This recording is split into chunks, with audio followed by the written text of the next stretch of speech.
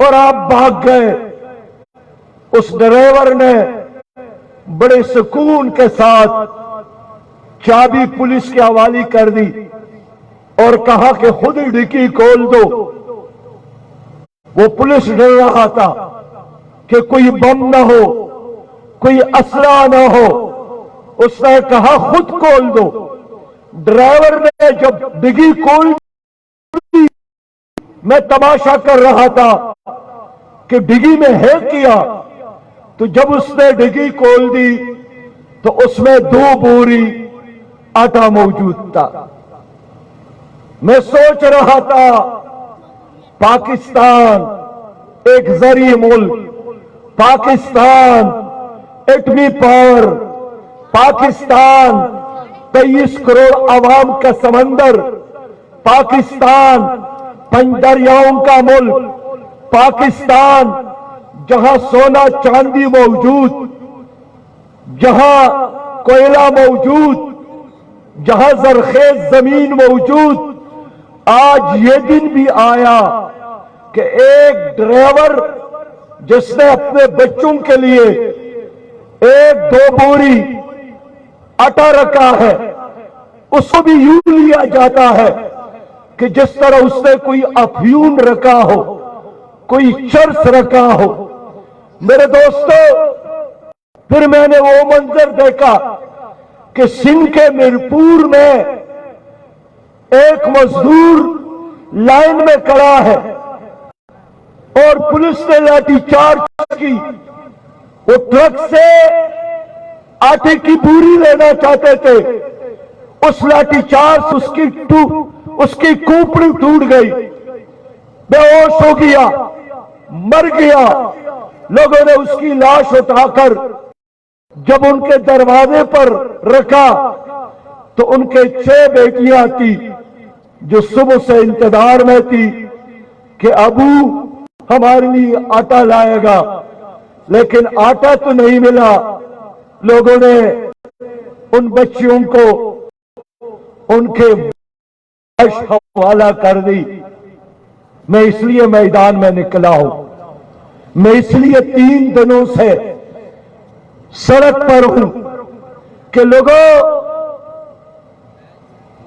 حکومت چاہتی ہے کہ بغیر ایٹم بم کے، دشمن کے ایٹم بم کے بغیر آپ سب کو معاشی طور پر قتل کرنا چاہتی ہے۔ اس ملک کا مستقبل کیا ہوگا؟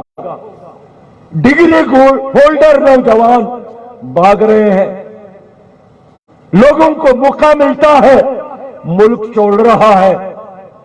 اس ملک کا مستقبل کیا ہے؟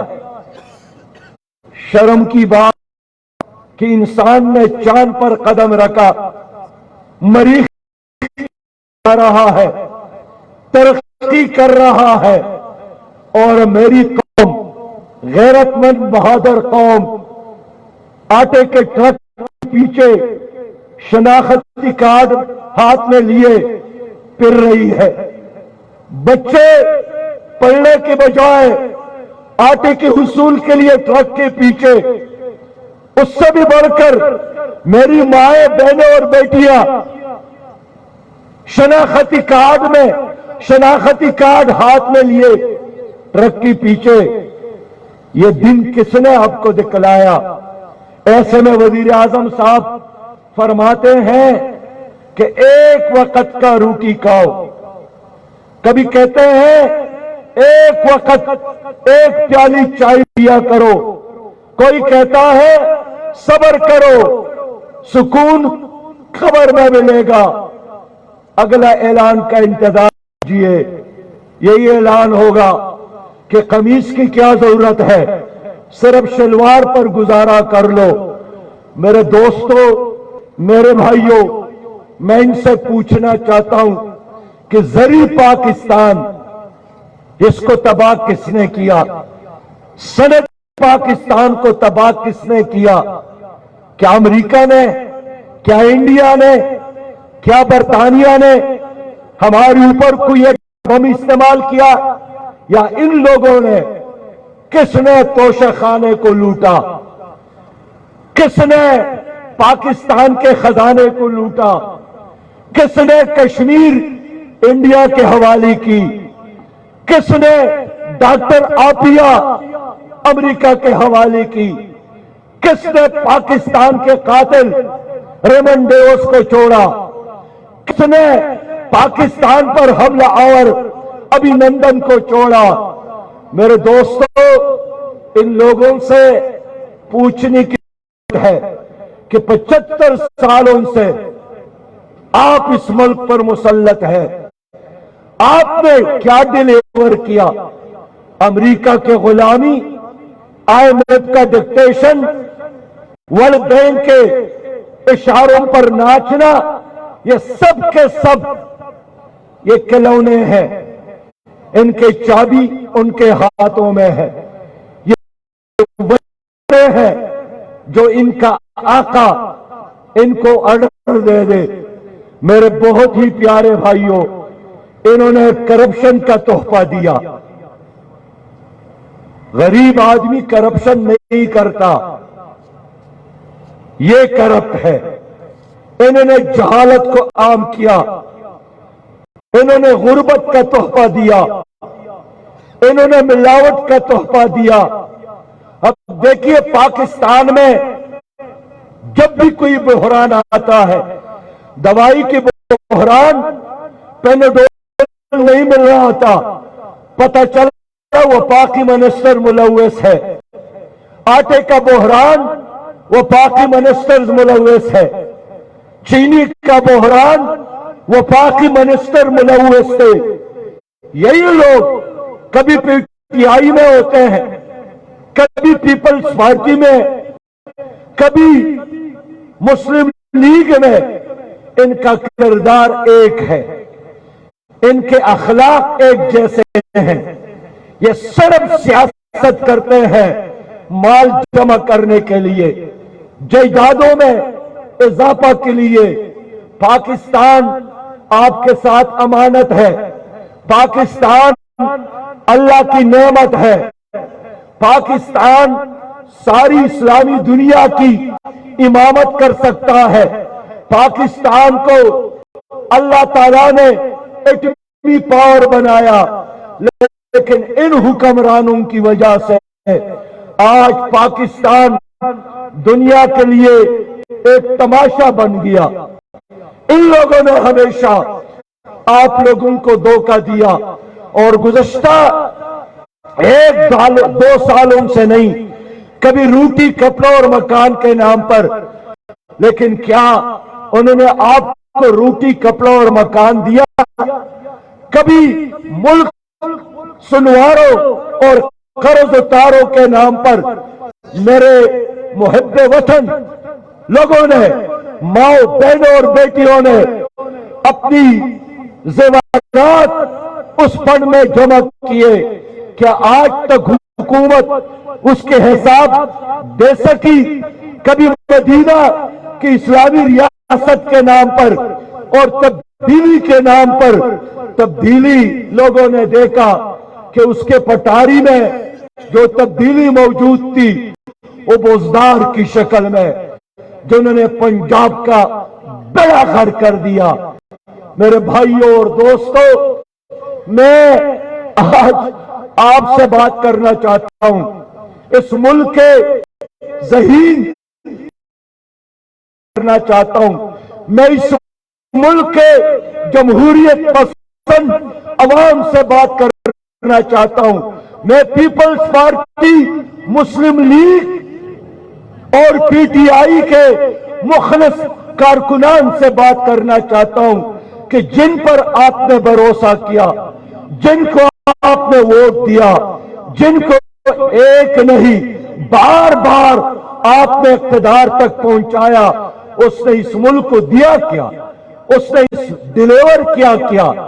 یہ جھوٹ بولتے ہیں، یہ دھوکہ دیتے ہیں، اور آج ان دھوکہ بازوں کی وجہ سے، ان سیاسی پنڈتوں کی وجہ سے، ان برہمنوں کی وجہ سے آج پاکستانی قوم کا شناختی کارڈ دنیا میں آخری 4 شناختی کارڈ میں، یعنی ہم افغانستان، صومالیہ اور جنوبی افریقہ کے غریب ممالک کے سب میں کھڑے ہو گئے۔ انہوں نے آپ کے عدلیہ کو بھی تباہ کیا جہاں انصاف نہیں ملتا ہے۔ انہوں نے آپ کے جنگلات کو بھی کہا ہے، جو بڑے جنگلات تھے اب وہ گنجے ہو گئے۔ انہوں نے زمرد کے کان، انہوں نے کوئلے کے کان، انہوں نے جپسم کے کام، انہوں نے ہر چیز کھائی، اور صرف یہاں نہیں بلکہ یہاں لوٹ کر انہوں نے کینیڈا میں، فرانس میں، انہوں نے دبئی میں، ملیشیا میں، برطانیہ میں، امریکہ میں، وہاں کے کمپنیوں میں رکھا، وہاں کے بینکوں میں رکھا۔ میرے بھائیوں، میں اس لیے ان پولیٹیکل پارٹیوں سے نہیں، ان کے کارکنان کو دعوت دیتا ہوں کہ آپ خود آگے جا کر ان کے گریبانوں میں ہاتھ ڈالے کہ ہم نے بار بار آپ کو اقتدار تک پہنچایا، آپ کیا کرتے رہے؟ پی ٹی آئی کی حکومت قائم ہو گئی تو یہی بہانہ کرتے رہے کہ ابھی تو ہم مسلم لیگ کا گن صاف کرتے ہیں۔ اب پی ڈی ایم کی حکومت قائم ہو گئی تو یہی بہانہ کرتے ہیں کہ ابھی تو ہم پی ٹی آئی کا گن صاف کرتے رہے۔ اے میرے لوگوں، آج پاکستان کی کرنسی افغانستان، نیپال، بھوٹان، بنگلہ دیش، انڈیا کی کرنسی سے کمزور ہو گئی ہے۔ آخر کیوں؟ کیا کسی نے ہمارے اوپر ایٹم بم استعمال کیا ہے؟ آج میں فرانس، برطانیہ کی بات نہیں کرتا ہوں۔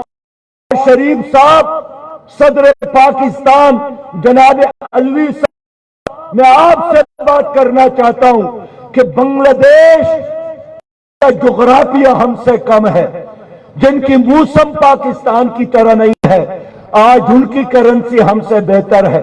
آج آپ کے ساتھ زر مبادلہ صرف $4 بلین سے کم، اور بنگلہ دیش کا زر مبادلہ $37 بلین سے زیادہ ہے۔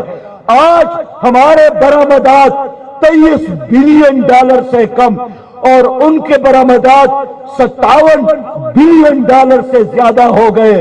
آخر کیا وجہ ہے؟ اس کا جواب کون دے گا؟ میرے دوستو، میں صرف آئی ٹی کی بات کرتا ہوں کہ ایک ہم ہیں جو آئی ٹی سے صرف $2.6 ارب کماتے ہیں۔ ہمارے پڑوس میں انڈیا ہے، $267 ارب آئی ٹی کے ذریعے کماتا ہے۔ اس کے لیے سیمنٹ کی ضرورت نہیں، اس کے لیے سریا کی ضرورت نہیں، اس کے لیے کسی بڑی عمارت کی ضرورت نہیں ہے، لیکن ویژن کی ضرورت ہے، عقل کی ضرورت ہے، نوجوانوں کو سپورٹ کرنے کی ضرورت ہے۔ میں حیران ہوں کہ پاکستان کے یہ حکمران باہر جاتے ہیں، واپس آتے ہیں، یہ نہیں دیکھتے کہ ایک نیوزی لینڈ ہماری اسلام آباد اور اسپنڈی ڈویژن سے چھوٹا ملک ہے، لیکن $58 ارب کے وہ صرف دودھ سے بنی ہوئی چیزوں کو باہر کرتے ہیں، لیکن پاکستان دنیا میں لائف سٹاک میں 5ویں نمبر پر ہے۔ یہ الگ بات ہے کہ کراچی سے لے کر چترال تک بغیر ملاوٹ کا ایک گلاس دودھ بھی آپ کو نہیں ملے گا۔ میرے پیارے بھائیوں، میرے دوستوں، میں آج آپ لوگوں کی خدمت میں آیا ہوں کہ آپ بڑے ذہین لوگ ہیں، آپ بڑے صابر اور شاکر لوگ ہیں۔ ایک استاد نے اگر سے پوچھا کہ آپ کتنے عرصے کے لیے ایک ٹوتھ برش استعمال کرتے ہو؟ وہ امریکی تھا، انہوں نے کہا میں 2 مہینے بعد ٹوتھ برش کو تبدیل کرتا ہوں۔ ایک رشین سے پوچھا، اس نے کہا کہ ہم 1 مہینے بعد ٹوتھ برش کو تبدیل کرتے ہیں۔ پاکستانی طالب علم سے پوچھا، اس نے کہا میں 6 مہینے کے بعد ٹوتھ برش کو تبدیل کرتا ہوں، لیکن میرے تبدیلی کے بعد پھر میرے والد صاحب اس کو اپنے بالوں کو رنگ دینے کے لیے استعمال کرتا ہے، اور جب میرا ابو اس کو چھوڑتا ہے تو پھر میری ماں اس کو واشنگ مشین صاف کرنے کے لیے استعمال کرتی ہے، اور جب ٹوتھ برش بالکل گنجا ہو جائے تو پھر میری ماں اس میں سوراخ کر کے ناڑا ڈالنے کے لیے استعمال کرتی ہے۔ استاد نے کہا ایسی باصلاحیت قوم پھر غریب کیوں ہے، پھر مقروض کیوں ہے، پھر بیمار کیوں ہے، پھر پانی سے محروم کیوں ہے، پھر ڈپریشن کا شکار کیوں ہے؟ اس بچے نے جواب دیا زرداری کی وجہ سے، عمران خان کی وجہ سے، شہباز شریف کی وجہ سے۔ اس لیے دوستو آپ محنتی ہے، آپ قابل باصلاحیت لوگ ہیں، لیکن کیا کرے ایسے لوگ تمہاری اوپر مسلط ہے جنہوں نے اپنی جائیدادوں میں اضافہ کیا، اپنی شوگر ملز میں اضافہ کیا، اپنے کارخانوں میں اضافہ کیا، اپنی پراپرٹیز میں اضافہ کیا، لیکن دوستو آپ کی زندگی کو انہوں نے تبدیل نہیں کیا۔ آج کہتے ہیں قرضہ لینا ہے تو مزید قربانی کے لیے تیار ہو جاؤ۔ یہ قرضے کیا ہے؟ یہ قرضے نہیں ہے، یہ زہر ہے جو ہماری قوم کو یہ حکومت دے رہی ہے۔ IMF سے 22 بار ہم نے قرضہ لیا، 22 پروگرامات لیے، لیکن ہر پروگرام لینے کے بعد مزید تباہی اور مزید قرضوں کی ضرورت پڑتی ہے۔ میں اس لیے کہنا چاہتا ہوں کہ تباہی اور بربادی تو جاپان کی بھی ہوئی تھی، اس پر ایٹم بم کا استعمال ہوا تھا۔ ملیشیا ہمارے پڑوس میں چائنیز ایک سست اور کاہل قوم تھی، لیکن چائنا معاشی طور پر سپر طاقت، ملیشیا نے ترقی کی، جاپان نے ترقی کی، جن کے ساتھ پاکستان کے طرح معدنیات بھی نہیں ہے۔ انہوں نے سمندر کو دھکیل کر اپنی ٹوکیو شہر کو آباد کیا۔ پاکستان کے ساتھ سب کچھ ہے، اس کے باوجود بھی غربت ناچ رہی ہے۔ دنیا میں جس کے ساتھ کھیت ہو وہاں گندم پیدا ہوتا ہے، ہمارے کھیتوں میں بھی غربت پیدا ہوتی ہے۔ چاروں طرف جہالت ناچ رہی ہے، اندھیرا ہے۔ میرے دوستو کون ذمہ دار ہے؟ یہی لوگ ذمہ دار ہے، یہی کرپٹ مافیا۔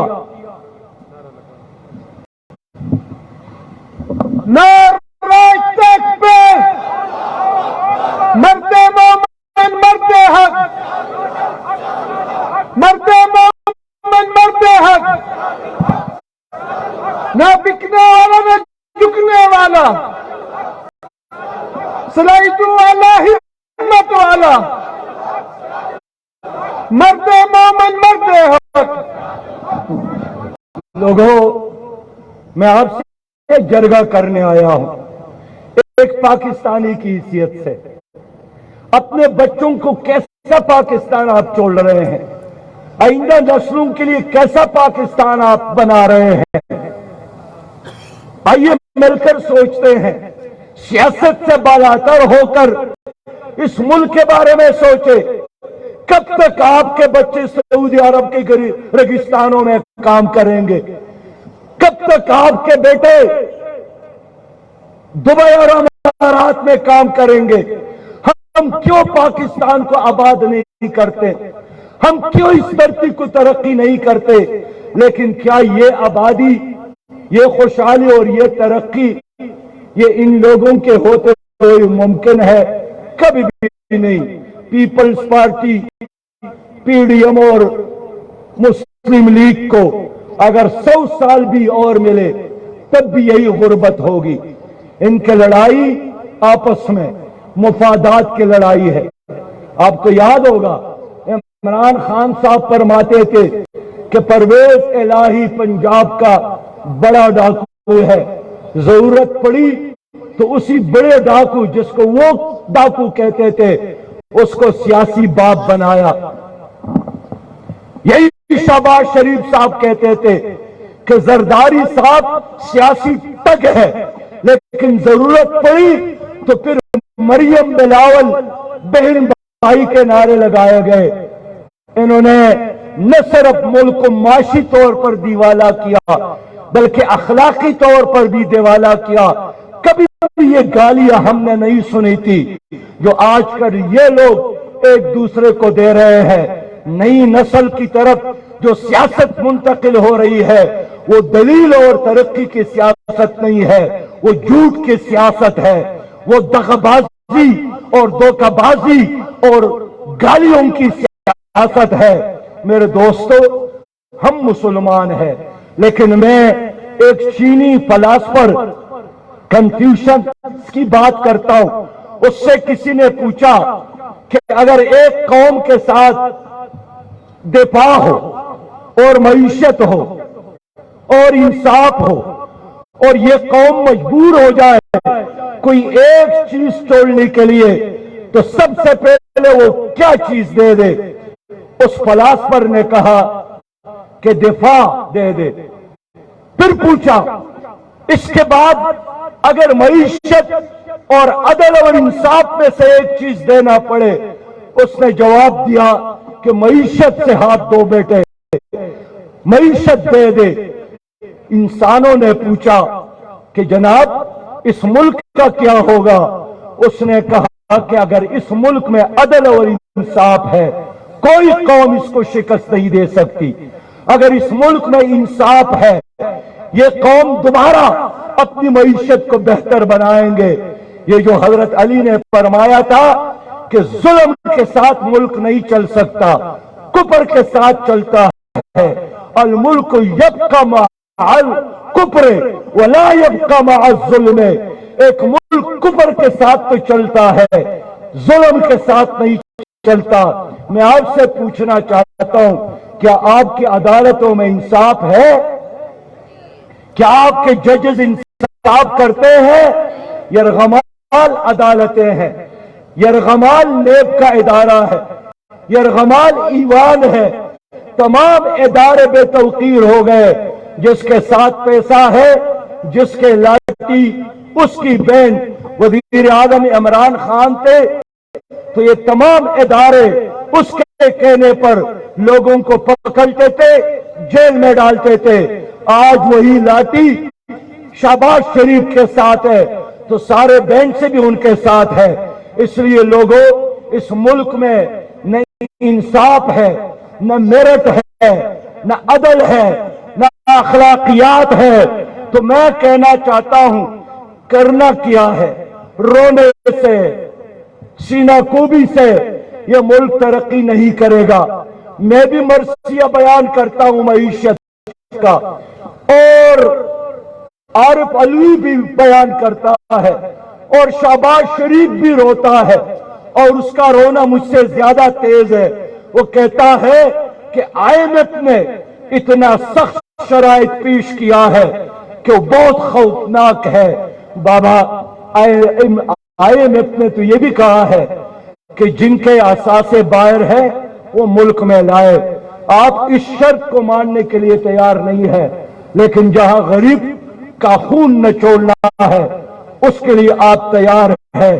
میں نے اس لیے آج آپ کو پیغام دینا ہے کہ وزیر خزانہ نے اعلان کیا ہے کہ میں منی بجٹ لاؤں گا اور 170 ارب کا مزید ٹیکسز لگاؤں گا.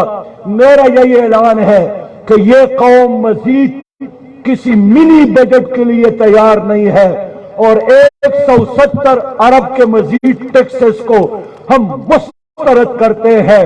اگر IMF کا قرضہ ہے تو میں کیوں دوں؟ آپ کیوں دیں؟ غریب کیوں دے؟ مزدور کیوں دے؟ کاشتکار کیوں دے؟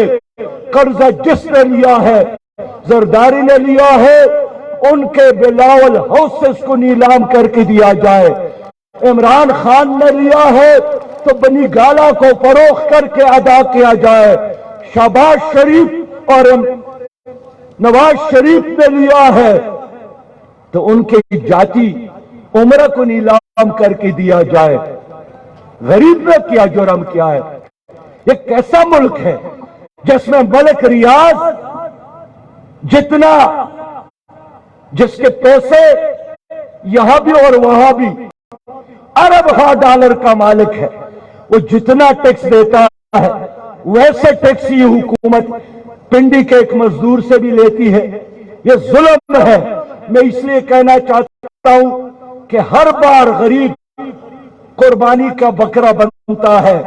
اس بار قربانی کا بکرا بننا پڑے گا جناب شہباز شریف کو، جناب عمران خان کو، جناب زرداری کو. یہ کہتے ہیں جیل بھرو، کوئی کہتا ہے بینک بھرو. میں کہتا ہوں بابا، جیل میں جتنے لوگ رہتے ہیں شاید ان کے کانے پر بھی آپ ہاتھ صاف کرنا چاہتے ہو. جیل بھرنے کی بجائے غریب کا پیٹ بھرنے کی ضرورت ہے. غریبوں کو ریلیف دینے کی ضرورت ہے. میں ان سے بھی یہ مطالبہ کرتا ہوں کہ اب کی بار قربانی دے دے حکمران، ججز، جرنیل، بیوروکریٹ. یہ ججز میں کل معلوم کیا ایک جج جناب 8 لاکھ سے لے کر 12 لاکھ روپیہ کی تنخواہ لیتا ہے.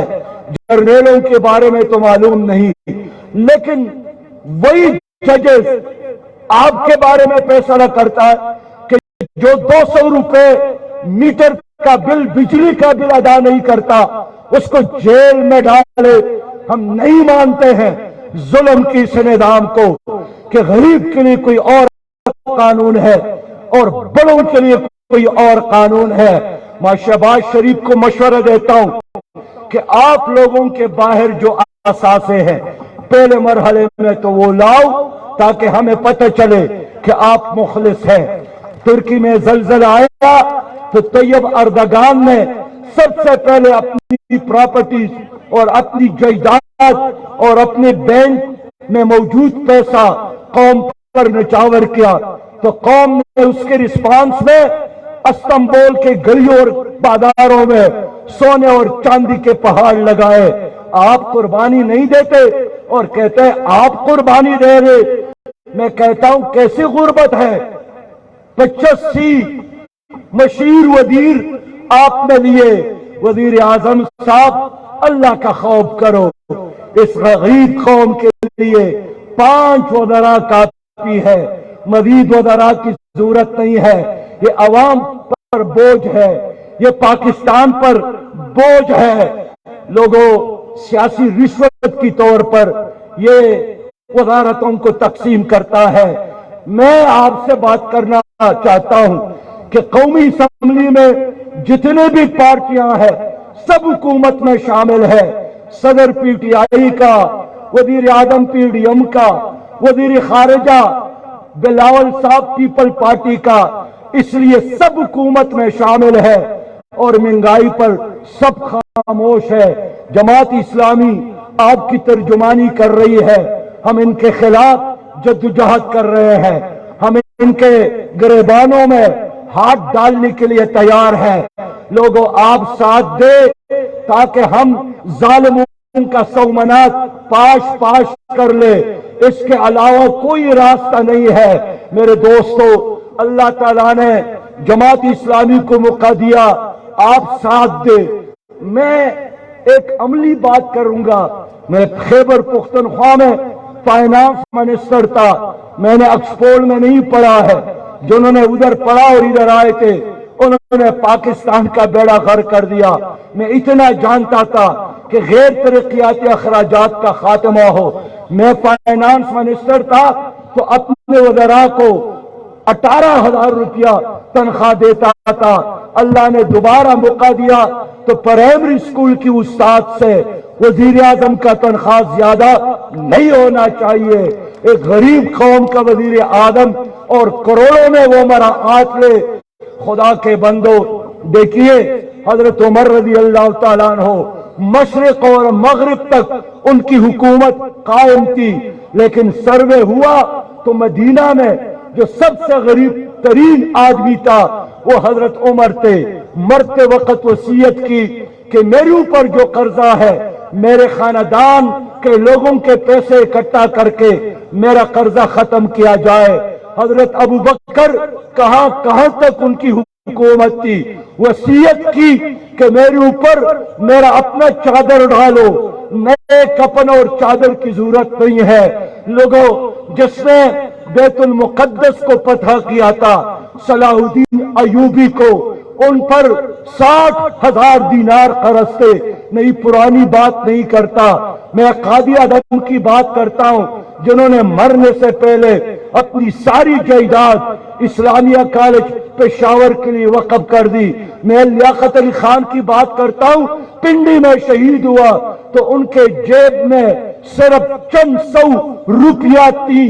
آپ اگر قاضی اعظم کو لیڈر مانتے ہو، آپ اگر لیاقت علی خان کو لیڈر مانتے ہو، ان کے راستے پر چلنا پھر ضروری ہے، لیکن یہ بات قاضی اعظم کی کرتے ہیں اور ان کی تصورات قارون کی ہے، ان کی سوچ فرعون کی ہے۔ اس لیے لوگوں، وقت کے ان یزیدوں کے خلاف وقت کا امام حسین بننا پڑے گا اور ایک بار پھر میدان کارزار میں آنا پڑے گا۔ اللہ کا وعدہ یہی ہے کہ فتح تمہاری ہوگی۔ لوگوں بتاؤ، پنڈی کے لوگ جانتے ہیں، مجھے ایک بار سپریم کورٹ میں جناب شیخ رشید صاحب ملے، بڑے خوشی کے ساتھ بتایا کہ میں 8 بار منسٹر رہا ہوں اور میری سیاست یہاں کون سا لئی ہے، نالہ لئی، نالہ لئی کی گرد گھومتی ہے، نالہ لئی، نالہ لئی۔ رضا شاہ صاحب، میں کہنا چاہتا ہوں پنڈی کے لوگوں، کیا وقت نہیں آیا ہے کہ ان منافقت کی سیاست کو اٹھا کر اسی لئی کے وادی میں ڈبو دے جس کی بنیاد پر ہمیشہ پنڈی کو دھوکہ دیا جاتا ہے؟ یہ پنڈی آباد کر سکتا ہے جماعت اسلامی کی قیادت۔ خدا کے بندو، کل کی بات نہیں کرتا ہوں، یہ جو ابھی سیلاب کا زمانہ آیا، ہمارے 50,000 کارکنان نے کام کیا۔ کرونا وائرس کا زمانہ آیا، بچوں نے اپنے والدین کو تنہا چھوڑا تھا، میرے کارکنان نے ان لاشوں کو اٹھا کر قبرستان تک پہنچایا۔ میرے لوگوں، زلزلے کا دورانیہ تھا، جماعت اسلامی نے ساتھ دیا۔ ہزاروں یتیموں کی کفالت جماعت اسلامی کر رہی ہے، پرورش کر رہی ہے۔ ہر مصیبت اور ہر مشکل میں جماعت اسلامی اگر آپ کے ساتھ کھڑی ہے، اگر اس جماعت کے لوگوں کو ایوانوں تک پہنچائے، ہم پاکستان کو کرپشن فری پاکستان بنائیں گے، قرض فری پاکستان بنائیں گے۔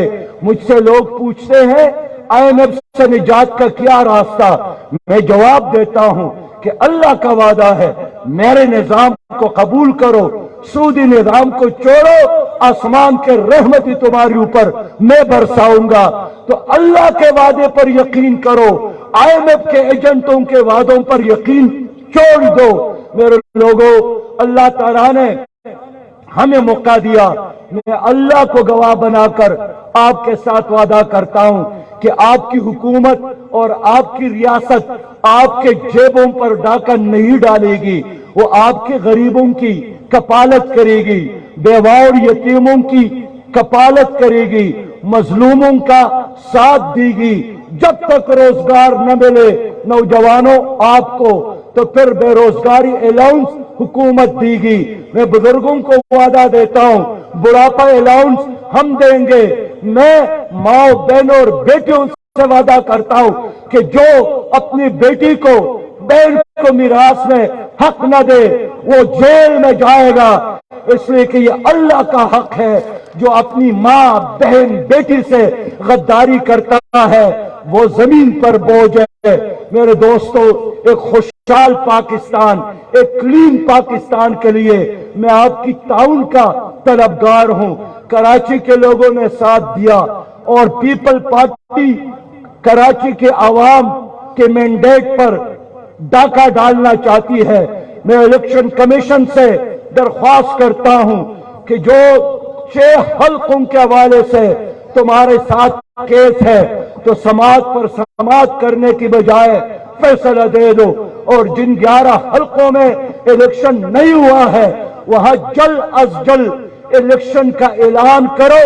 اگر آپ ضمنی الیکشن کے اعلانات کرتے ہیں تو کراچی کے چھوٹے چھوٹے یونین کونسل کے بارے میں کیوں آپ خاموش ہیں؟ میں گوادر کے حوالے سے بھی، جہاں میرے بھائی ہدایت الرحمان نے قوم کی بات کی، وہاں کے لوگوں کی بات کی اور وہاں کے لوگوں نے ان پر اعتماد کیا، تو ان کو سننے کے بجائے حکومت نے ان کو جیل میں ڈالا ہے، ان کو رہا کیا جائے۔ میرے دوستو، میں الیکشن کمیشن سے کہتا ہوں کہ جب آپ کہتے ہیں کہ ہمارے ساتھ پیسہ نہیں ہے اور ایک الیکشن پر 72 ارب کا خرچہ آتا ہے، تو پھر تو چھوٹے جزوی ٹکڑوں میں تقسیم کرنے کی بجائے ایک جنرل الیکشن ہو۔ اور پنڈی کے لوگوں، میرا یہی عنوان اور میرا یہی مطالبہ ہے کہ چھوٹے جزوی، ایک صوبائی، دوسری ضمنی، پھر صوبائی، پھر ضمنی، اس طرح کا کھیل کھیلنے کی بجائے ایک جنرل الیکشن کا اعلان ہو جائے تاکہ پوری قوم اپنی مستقبل کے لیے نئی قیادت کا انتخاب کر سکے۔ جب پی ٹی آئی ناکام ہوئی، جب پی ڈی ایم ناکام، جب پیپل پارٹی ناکام، پوری قوم کو بند گلی میں بند کیا ہے، تو پھر راستہ کیا ہے؟ راستہ ایک ہی ہے کہ ملک میں الیکشن ہو، مرکز میں بھی اور صوبوں میں نگران حکومت قائم ہو۔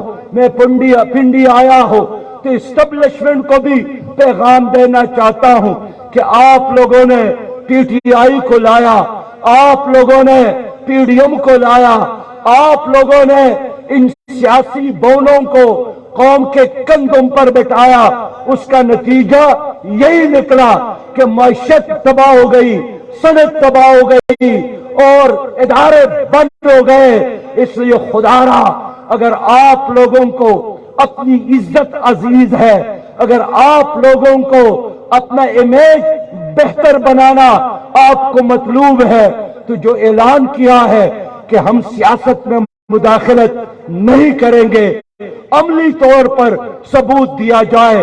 اور میں بڑے اعتماد کے ساتھ بات کرتا ہوں کہ اگر اس اسٹیبلشمنٹ نے عمران خان کا ساتھ چھوڑ دیا اور شہباز شریف کا ساتھ چھوڑ دیا اور زرداری کا ساتھ چھوڑ دیا، تو ان گلیوں اور کوچوں میں یہ 2 دن ہمارا مقابلہ نہیں کر سکتے، یہ ہمارا مقابلہ نہیں کر سکتے۔ لیکن جب بہت منظم ادارہ کبھی ایک کی پشت پر اور کبھی دوسری کی پشت پر، پھر ہم سے لوگ پوچھتے ہیں کہ آپ لوگ کیوں ناکام ہو گئے، پھر میں یہی جواب دیتا ہوں کہ اس وجہ سے کہ یہاں الیکشن یرغمال، یہاں پولنگ سٹیشن یرغمال۔ اس لیے میں امید رکھتا ہوں اور میں بالکل پنڈی میں ان کی دیواروں کی قریب یہ بات کرتا ہوں، میری آواز سنے کہ ان لٹیروں کا ساتھ نہ دے۔ یہ بے ہمت، نالائق، نااہل حکمران ہے، ان کو مزید سپورٹ نہ کرے۔ ان کے اندر جتنا بھی ہوا ڈالیں گے یہ غبارے ہیں، پٹ جاتے ہیں، لیکن یہ ڈیلیور نہیں کر سکتے۔ انہوں نے ایک ادارے کو ٹھیک نہیں کیا، ایک تانے کو، ایک پٹوار خانے کو، ایک یونیورسٹی کو۔ میرے لوگوں، ان کا ایک ہی تجربہ ہے کہ اپنی مفادات، اپنی جائیدادوں، اپنی پراپرٹیز میں اضافہ کرنا، لیکن اب یہ کھیل بند ہونا چاہیے۔ جماعت اسلامی میدان میں ہے۔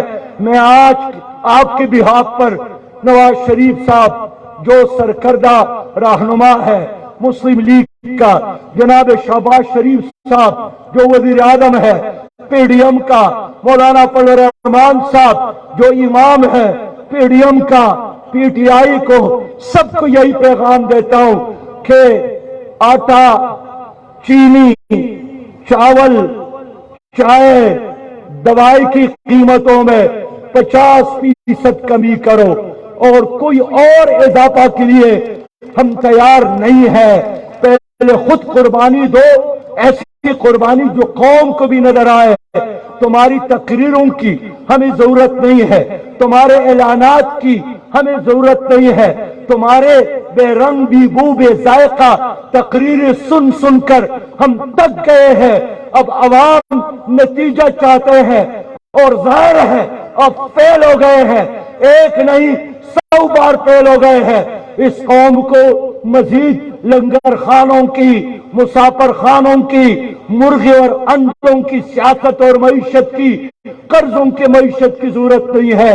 इस कौम को तालीम की जरूरत है, नौजवानों के लिए रोजगार की जरूरत है, कारखानों की जरूरत है। क्लीन और ग्रीन पाकिस्तान हर पाकिस्तानी का मुतालबा है। ये काम सिर्फ और सिर्फ जमात इस्लामी कर सकती है। बस लोगों, आइए एक मुकद्दस और अजीम जिहाद में हिस्सा ले ले। आने वाले इलेक्शन में अपना वोट एटम बम बनाकर जुल्म और जबर और करप्शन के सोमनाथ को पाश पाश करने के लिए इस्तेमाल करे। मैं एक बार फिर मलिक ज़ैयन जो कि नौजवान आज जमात इस्लामी में ऐलान किया, इनका भी शुक्रगुजार हूं। पिंडी के अवाम का भी ये जदोजहद मैंने छोड़ना नहीं है।